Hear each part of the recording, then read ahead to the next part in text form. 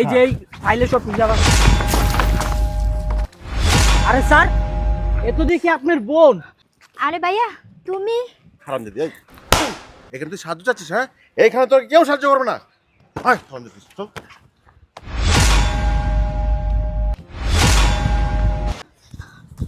হারামজাদি ওই তুই কি শুনিস নাই? তুই কি শুনিস নাই? হ্যাঁ, তুই কি বোঝস না? তুই কি আমার কথা বোঝস না? তুই হ্যাঁ সাহায্য চাও না?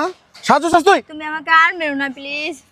তোকে মারবো না হারামজাদি। তুমি আমাকে আর মেরো না প্লিজ। আমি তোকে যা বলি তুই আমার কথা তাই শুনবি, বুঝছিস? তাই শুনবি, এই বলে দিলাম। হারামজাদি তুই কি শুনিস না? তোকে কি বলছি? তুমি আমার গায়ে শুধু হাত তুললে। আমি তোমাকে ভালোবেসে বিয়ে করেছিলাম। আমি আমার বাবা ভাই বোনকে আমার পুরো ফ্যামিলিকে ছেড়ে আমি তোমার কাছে চলে আসছি। আমি তোমাকে ভালোবেসে বিয়ে করে তোমার সাথে থাকবো বলে। আর তুমি রাস্তা নাই ঘাট নাই এখানে সেখানে তুমি যেখানে সেখানে আমার গায়ে হাত তুলতেছো কেন?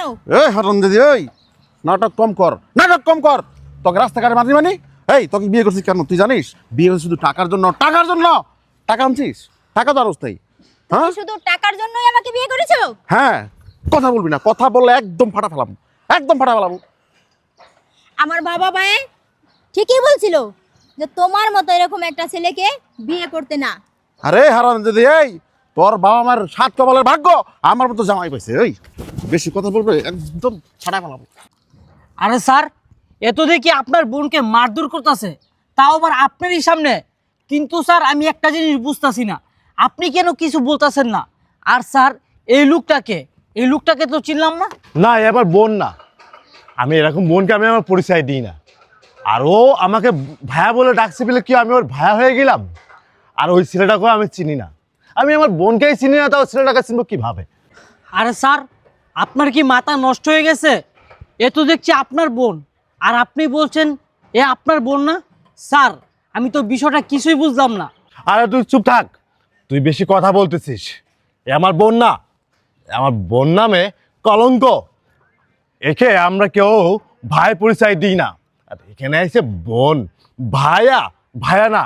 আর তোর মাথা এত নষ্ট করতে হবে না, এত কথা তোর বলতে হবে না, তুই চুপ থাক। স্যার আমি আজকে অনেক দিন যাবত ধরে আপনার সাথে আছি, আর আপনার পরিবার সম্পর্কে আমার ভালো ধারণা আছে। আপনার বোন তো অনেক ভালো, আর আপনার পরিবারও স্যার অনেক ভালো। কিন্তু স্যার আপনার সামনে এই লোকটা আপনার বোনের গায়ে হাত তুলছে, আর আপনি কিছুই বলতেছেন না। স্যার এই বিষয়টা আমার কাছে অনেক রহস্যজনক মনে হচ্ছে। আর স্যার আমি আরেকটা জিনিস বুঝতেছি না, আপনি কেন বা আপনার বোনকে অস্বীকার করতেছেন? স্যার দেখেন, আপনার বোনকে আবার মারছে এই ছেলেটা। আর হ্যাঁ, ঠিক আছে তোর কথা, তুই আমার সাথে অনেকদিন যাবৎ কাজ করতেছিস, আমার পরিবার সম্পর্কে তোর জ্ঞান আছে, আর তুই জানিস আমার পরিবার কেমন। আর আর এটাও সত্যি যে এটা আমার বোন। আমার বোনকে সে মারধর করতেছে, করুক, কারণ সে মারধর খাওয়ার কাজ করেছে। সে এত বড় একটা অপরাধ করেছে, তার উচিত তার মারধর খাওয়া। আমি এই বিষয়টা বলতে চাই না। আর তুই যেন কি বলিস, আমি তাকে অস্বীকার করতেছি। আর আমি কেন অস্বীকার করতেছি এটা তুই শুনতে চাস? তাহলে শোন, তাকে আমি কেন অস্বীকার করতেছি। আরে বোন, তুই এসব কি করতেছিস? আরে ভাইয়া দেখতেছো না কাপড় গোছাইতেছি। কাপড় গোছাচ্ছিস মানে? তুই কোথায় যাবি? কেন ওই দিন কেনা তোমাদেরকে আমি বলেছি যে আমি একটা ছেলেকে ভালোবাসি, আমি ওই ছেলেকে বিয়ে করব। তা ছেলেকে বিয়ে করবি সেটা ঠিক আছে, তাই বলে কি তুই কাপড় চোপড় গোছায় কি এখন চলে যাবি? না, তোমরা আমার কেউ না, তোমাদের কথা ভেবে আমার লাভ নাই, কারণ আমার মা বাবা ভাই বোন কেউ নেই। তোমরা থাকো তোমাদের মতন, আমি গেলাম।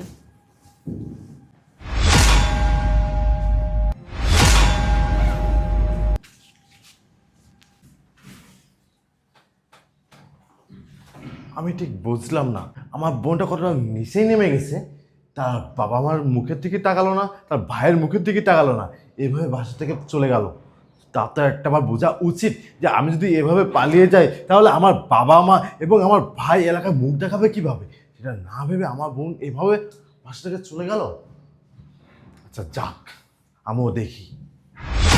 তাহলে শুনলি আমি আমার বোনকে কেন অস্বীকার করতেছি? আমার এই বোন আমাদের নাই। আমার বোন অনেক আগে মারা গেছে। এই বোনের জন্য আমার বাবা এলাকায় মানুষের সামনে মুখ দেখাইতে পারে না।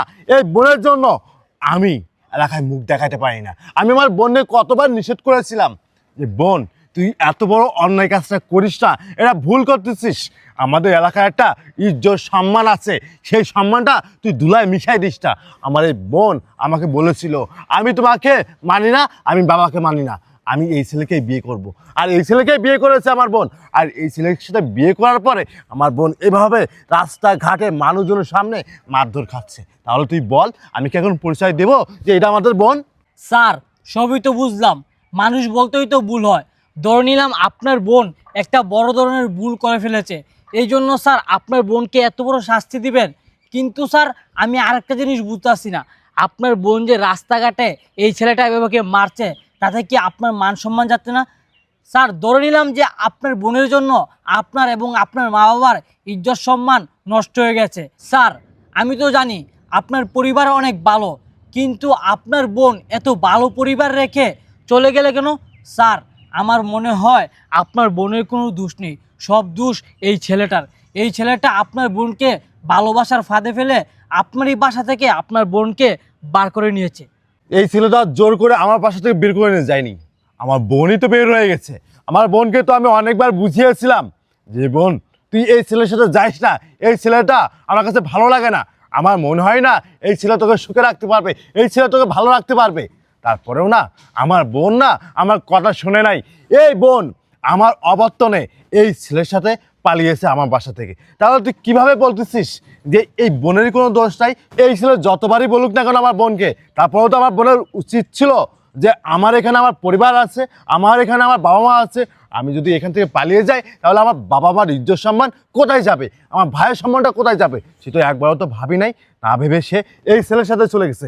দেখ দেখ দেখ কীভাবে মারধর করতেছে আমার বোনটাকে। আহা ঠিক আছে, ওর মার খাওয়া ওর যোগ্যই, ও মার খাক ওখানে, আর এখানে আমি থাকতে পারবো না। তুমি একটা কাজ করো, তুমি আমার সাথে চলো।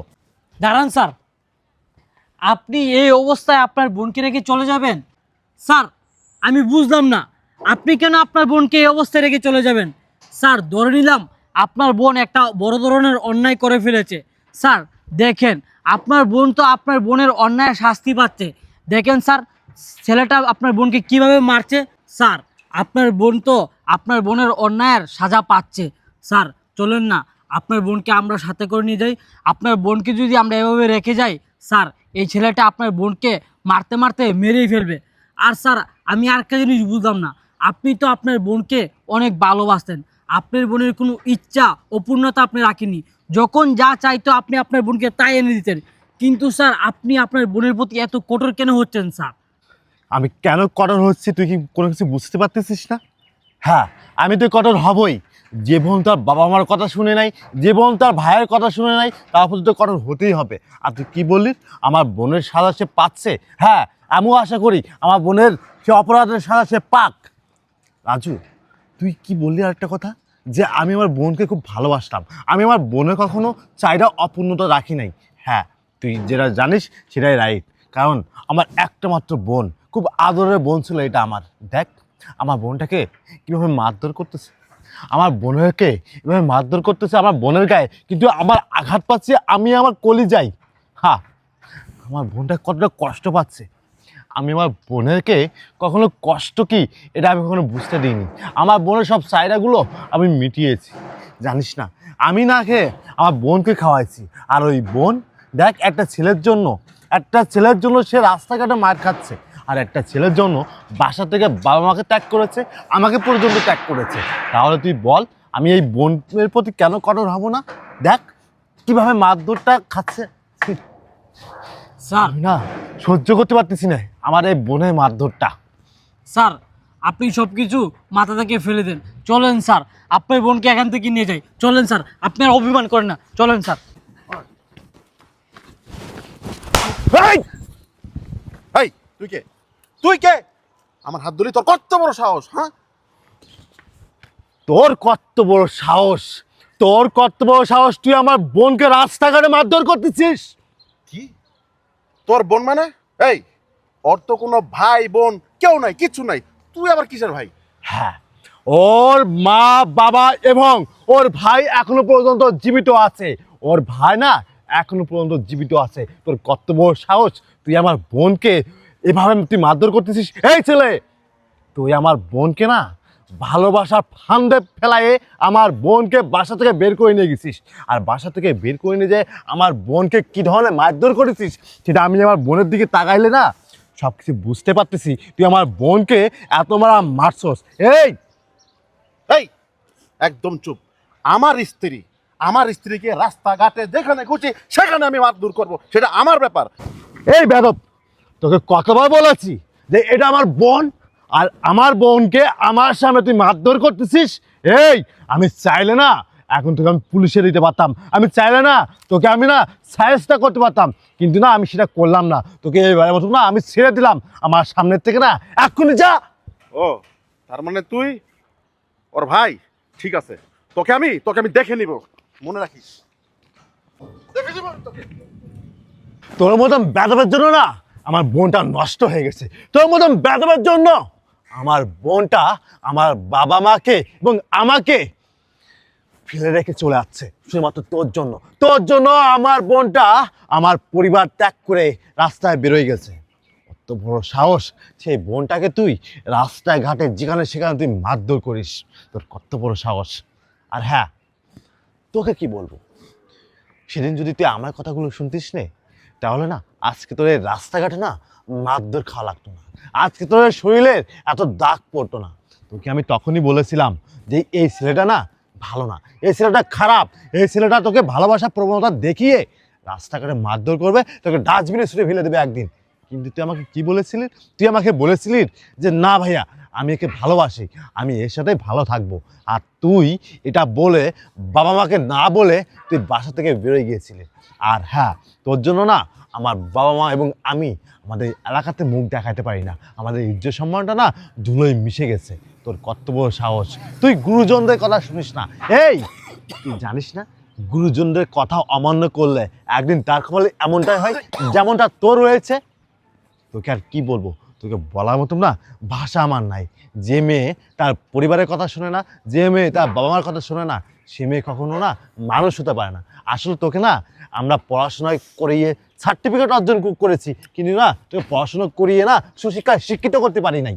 এটা হচ্ছে আমার বাবা মা ব্যর্থ এবং আমার ব্যর্থতা। এই তোর কোন জিনিসের অভাব দিয়েছিলাম আমি, বল? এই বল, কোন জিনিসের অভাব দিয়েছিলাম? তোকে তো কখনো কোনোদিন আমি কোনো জিনিসের অভাব দিইনি।